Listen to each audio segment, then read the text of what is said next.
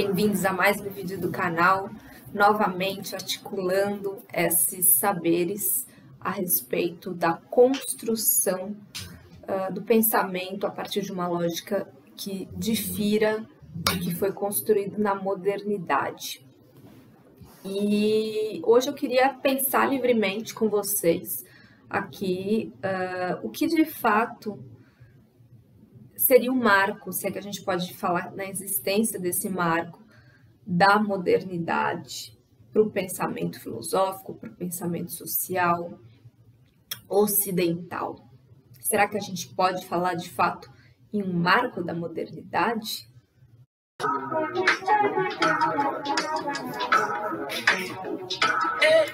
Queria então trazer essa discussão encabeçada por Henrique Dussel de como a filosofia ocidental ela parte do pressuposto sobre a construção da modernidade na Europa, sem levar em consideração a existência de um antidiscurso sobre a modernidade e, mais do que isso, sem prestar atenção nos processos históricos que, digamos assim, embasaram todo esse repertório filosófico que se desenvolveu naquilo que a gente conhece como pensamento filosófico moderno ocidental. Para começar, então, é claro que a gente pode entender processos relacionados à modernidade, ao pensamento moderno filosófico, a partir de eventos históricos, né?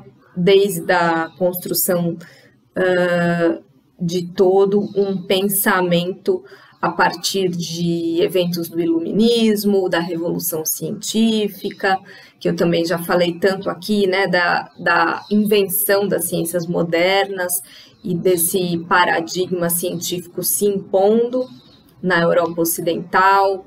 A gente pode pensar no evento da Reforma Protestante, encabeçada por Lutero. A gente também pode pensar nas revoluções burguesas, na Revolução Industrial, na Revolução Francesa, em aspectos, então, que trouxeram à tona um novo ator, que é a burguesia, para aquele momento, para as posições de poder, e todas essas mudanças que permitiram, então, que a Europa alçasse esse patamar, né, de centro do mundo até determinado momento histórico. Contudo, a crítica de Dussel vai no cerne ali do raciocínio de que tudo isso é muito centrado na própria Europa.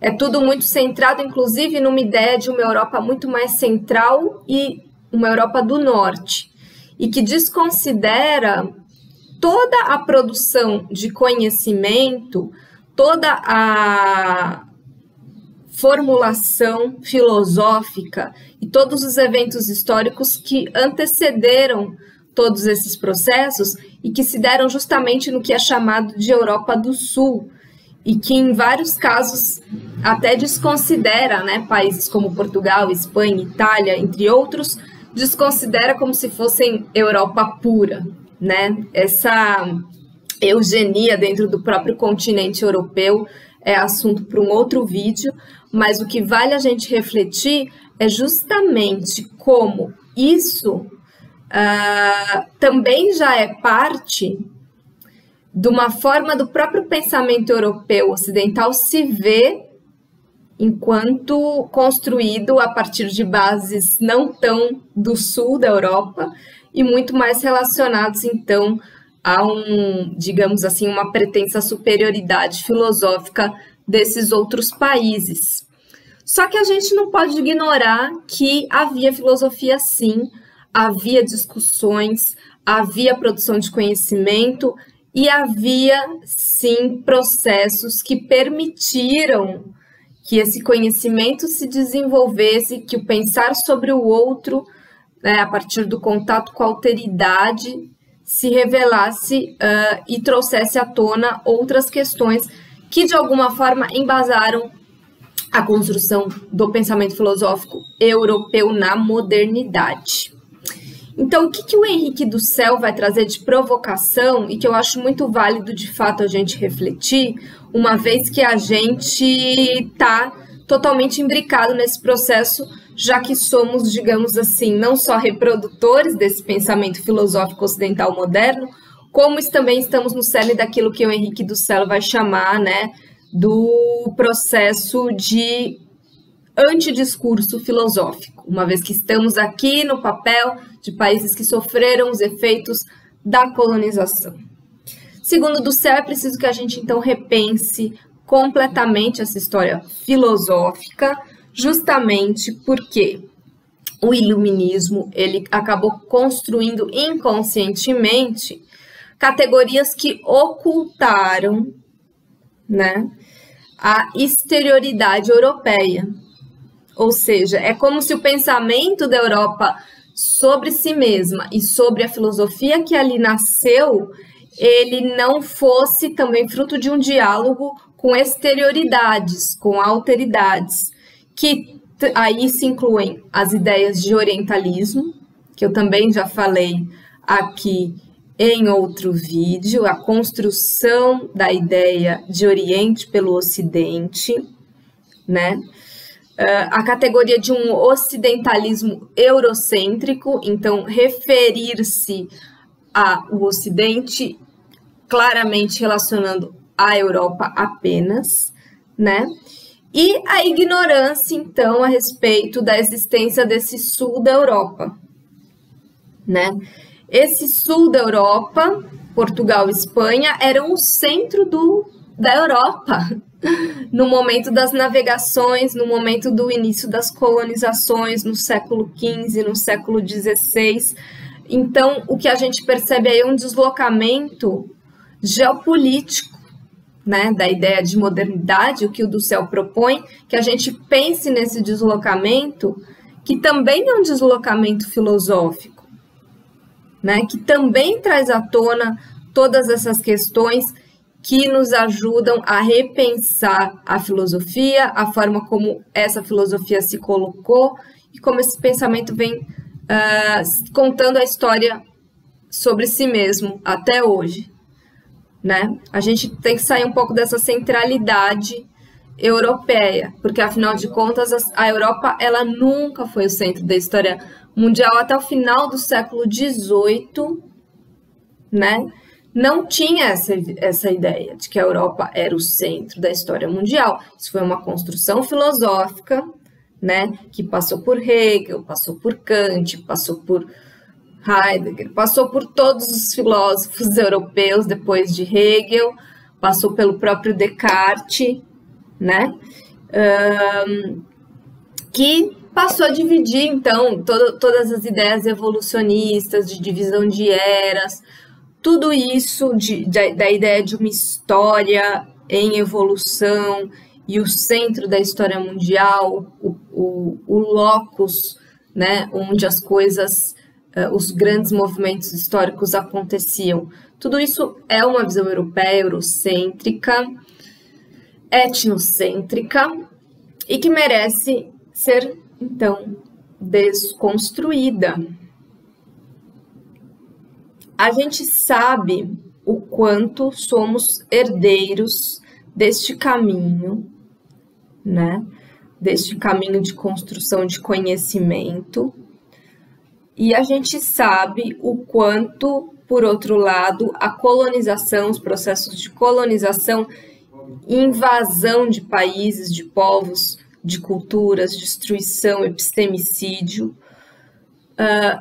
foram o resultado, né? Mas a gente não pode esquecer que isso também, de alguma forma, abalou o pensamento, abalou as estruturas filosóficas, abalou os paradigmas, né? Não que tenha colocado outros paradigmas no lugar do paradigma eurocêntrico e da ideia de humanidade universalizante que a Europa propõe. Mas, de alguma forma, a gente também não pode ignorar que a construção deste pensamento, ela se deu de maneira dialógica, né? Nem que o discurso vencedor tenha perpetuado a dominação, a gente não pode esquecer que foi porque tinha uma alteridade ali que houve um pensar, uma discussão e até mesmo um antidiscurso da modernidade. Então é isso que Henrique do Céu vem nos mostrar, né?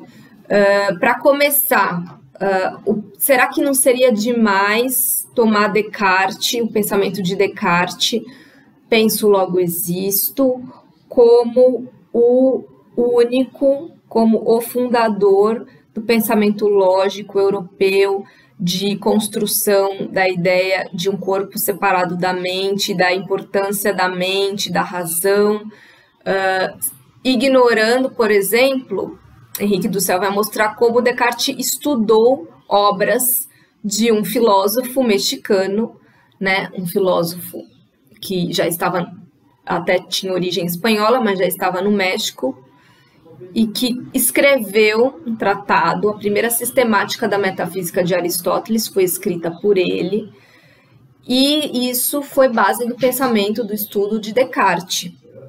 Então, Descartes, na verdade, talvez ele tenha sido preparado por obras filosóficas anteriores, e obras filosóficas anteriores que não estavam na Europa, né?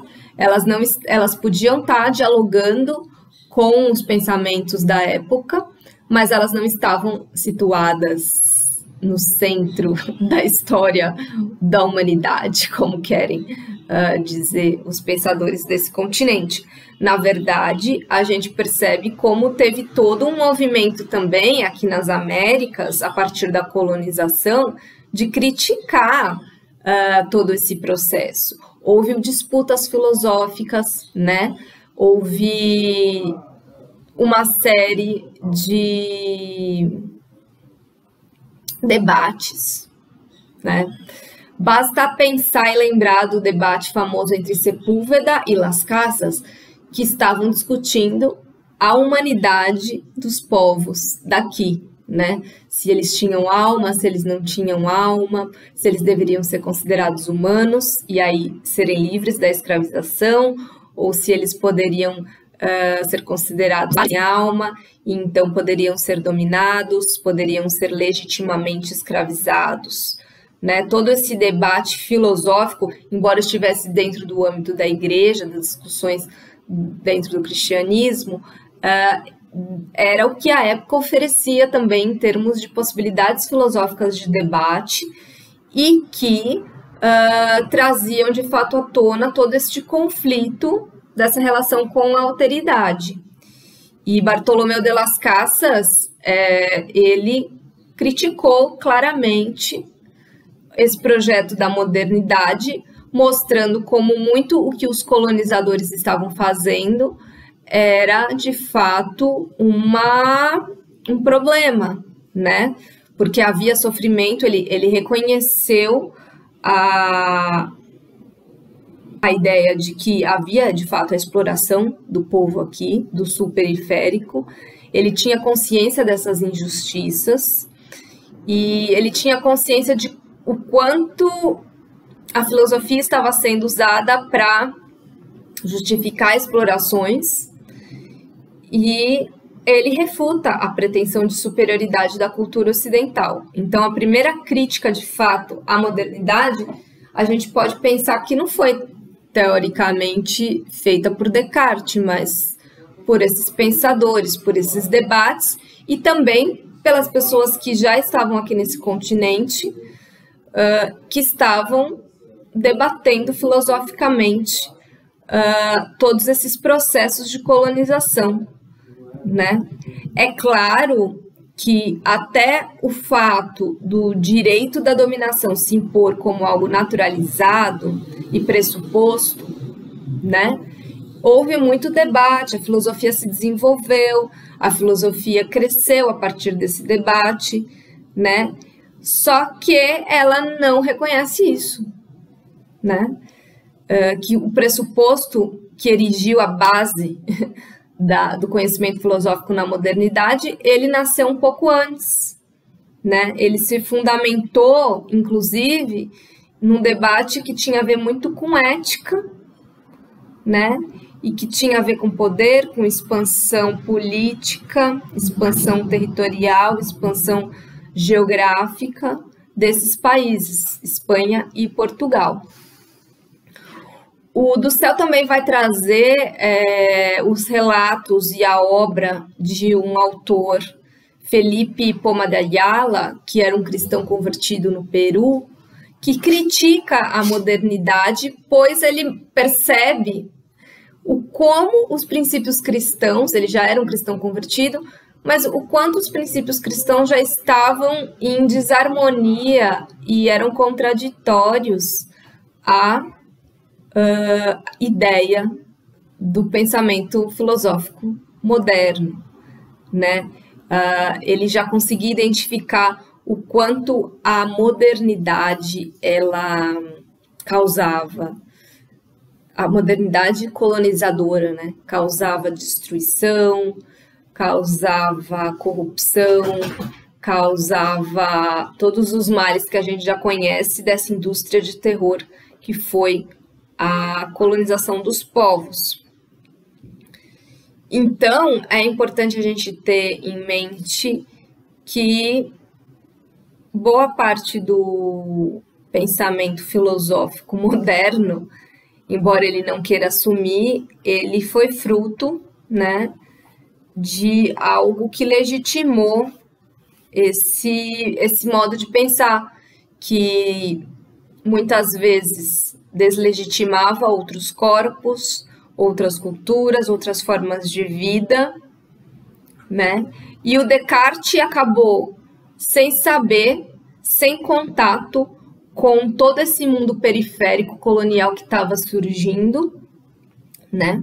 Ele morreu sem saber o quanto a sua teoria de fato sustentaria processos de exploração da corporalidade desses sujeitos aqui da América, né? O quanto essa justificativa do pensar logo existir, ela se colocaria e ela seria relida, né, com base no contato com a alteridade, como algo para justificar a superioridade do branco europeu perante os outros povos que tinham um outro registro de existência, de forma de vida, e que também elaboravam filosofias, mas que não eram consideradas legítimas, porque já havia uma régua ali para medir até a própria noção de humanidade, né? Muito mais, não só de humanidade, quanto de pensamento também, né? Então, vale a pena a gente se questionar. A modernidade, será que ela então não começa com Descartes filosoficamente? Ele talvez seja o pensador, como fala do Céu, de um outro momento, de um segundo momento, quando já se havia produzido todo um ocultamento desses seres nas colônias.